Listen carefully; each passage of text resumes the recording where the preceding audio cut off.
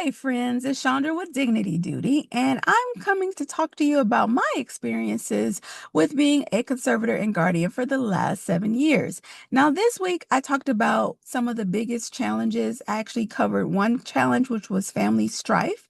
Today, I want to talk about the challenges of paperwork and reporting, which is probably the number two greatest challenge that you might face as a conservator and being a conservator and being a guardian. Now, I will say that it gets easier every single year as I experience and have more experience, know exactly what I need to keep record of and how this needs to be kept.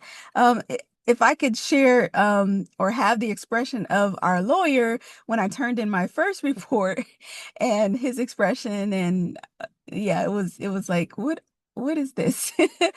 I didn't understand some things, some terminology, and I probably should have reached out, but I've gotten so much better. He even complimented me the other day. So anyway, so I'm not exaggerating when I say that this job can feel like a full-time administrative gig. It really does.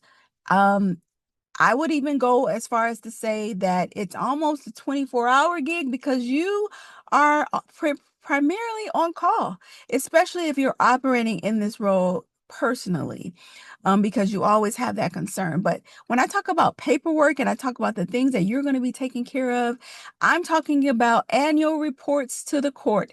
I'm talking about detailed financial accountings, inventories of assets, medical updates for the person under your care. If you miss a deadline and the court might fine you or even remove you from your role. So how do you keep your sanity when it comes to all these items that you have to keep track of? Again, it gets easier the longer you're in this role because you become familiar with the paperwork that's required. I mean, obviously, sometimes there's been some changes to the paperwork requirement, but the court will remind you and send you the paperwork 90 days before it's due. Okay, 90 days before it's due, it will send you the paperwork. So, one of the things that you can do to keep your sanity is to set reminders. You can use your phone, your Google Calendar, or a planner to track every due date.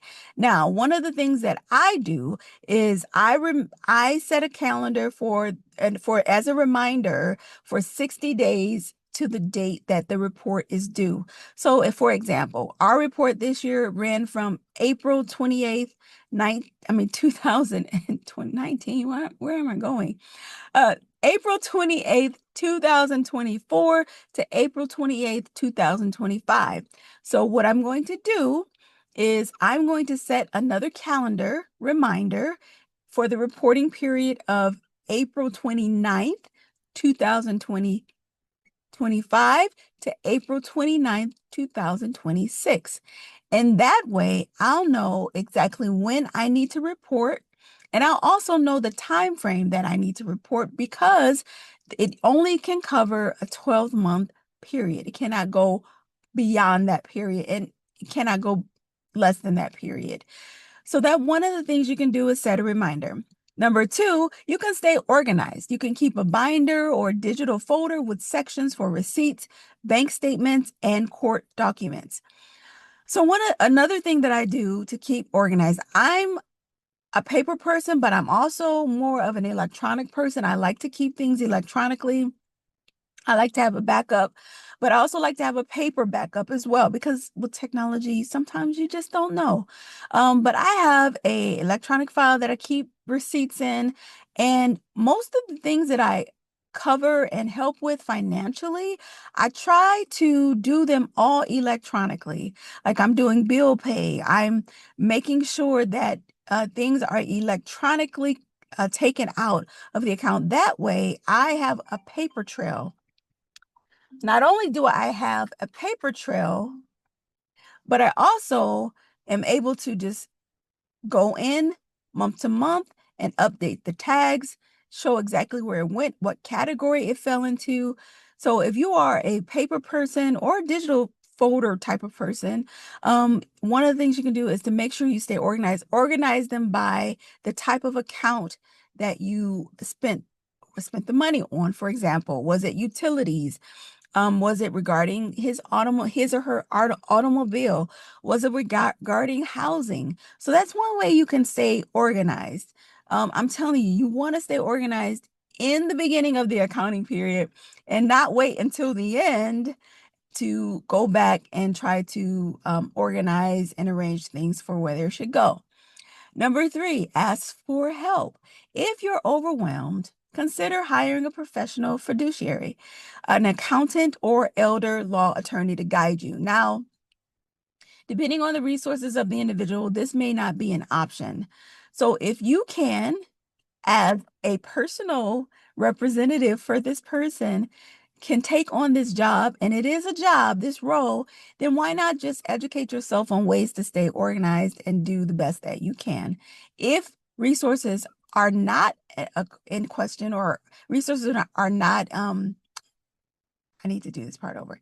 If resources are not an issue, I'm not going to do it over. If resources are not an issue, then certainly hire a professional fiduciary, an accountant, or an elder law attorney to guide you. Now, I highly suggest that you have an elder law attorney or family law attorney to guide you regardless. They come in handy because they're legal aspects of things that come up throughout the year. You'll have someone to consult. With regards to handling professional fiduciary and accountant, that's completely up to you. If you feel that it's too much for you to handle, I certainly advise you to do so. Better safe than sorry, and running into issues because you couldn't keep an accurate account of this person's resources.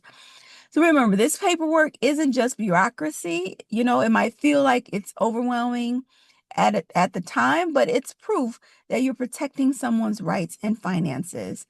So stay tuned for more tips on making guardianship and conservatorship manageable. And don't forget to subscribe for real life issues. Matter of fact, stop right now, hit that subscribe button, and hit that like button. I would greatly appreciate it. Look forward to talking to you soon. Thank you.